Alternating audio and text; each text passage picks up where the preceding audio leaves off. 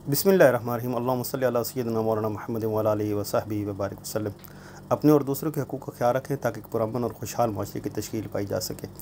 आज का जो मेरा वीडियो है उसका उन्वान होगा मुआशरती इक़दार की ज़बूहाली और लम्हा फ़िक्रिया। आज अगर हम अपने इर्द गिर्द नज़र दौड़ाएँ तो एक अजीब सी खालीपन, बेहिसी, ख़ुद गर्ज़ी का राज नज़र आता है। वो मुआशरा जो कभी अखलाकियात, एहतराम और भाईचारे की बुनियाद पर जाना जाता था, आज ख़ुद पर अजनबियत का पर्दा डाल चुका है। हमने सिर्फ़ अपने रहन सहन को ही जदीद नहीं बनाया, हमने अपनी रवायात, अपनी इक़दार और अपनी पहचान को भी मग़रबी रोशनियों में दफन कर दिया है। एहतराम वालिदैन, पासदारी, उस्ताद, हमसाये का ख़याल, मेहमान की इज़्ज़त, ये सब अब सिर्फ़ निसाब की किताबों तक महदूद रह गया है।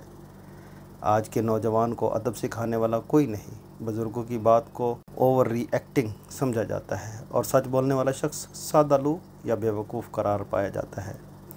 हमने कामयाबी का मयार सिर्फ़ माल व दौलत बना दिया है और ये भूल गए हैं कि असल कामयाबी किरदार, अदल, सच्चाई और मोहब्बत में है। हमने जिस्म को संवारा मगर रूह को बिगाड़ लिया।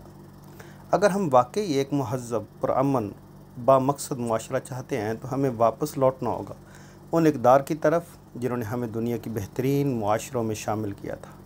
सिद्क़, अमानत, वफ़ा, अदब, हया और रवादारी, यही है हमारी असल ताकत, यही है हमारा असल तशख़्ख़ुस। ये वक्त है ख़ुद को बदलने का, दूसरों को इल्ज़ाम देने के बजाय अपने किरदार से नई नस्ल को रोशनी देने का। अगर हमने आज अपने रवैये न बदले तो आने वाली नस्ल सिर्फ़ किताबों में ही पढ़ेगी कि ये कौम कभी बाअख़लाक़, बाहया, बाकिरदार हुआ करती थी। अपना और इस चैनल का ज़रूर ख्याल रखें। मुझे दे इजाज़त। अस्सलाम वालेकुम।